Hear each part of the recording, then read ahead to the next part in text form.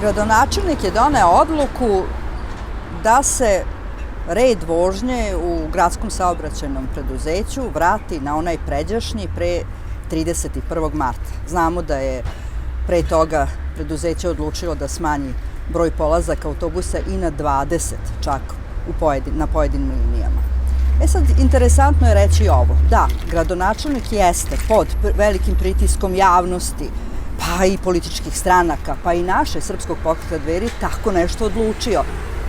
Naravno, prati se rejting svaki dan, ali to neće biti dovoljno ako se nešto zaista ne uradi na poboljšanju rada gradskog saobraćajnog preduzeća.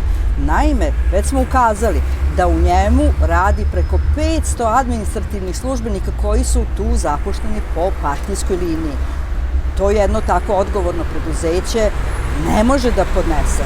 Iz toga potrebna je velika reorganizacija gradskog saobraćajnog preduzeća u Novom Sadu, potrebno je povećati plate onima koji zaista rade, znači vozačima i oni koji rade na održavanju autobusa, smanjiti broj administrativnih službenika, izvršiti daleko veću kontrolu rada, jer se dešava da građani čekaju po pola sata, sat vremena na klisi autobuse, i preporučili bi gradonačelniku, kako ne bi bio otuđen od svojih građana, da ne sluša šta mu pričaju njegovu saradnici, nego da sedne na pojedine autobuske linije i provoza se i vidi kako je to biti običan građanin Novog Sada.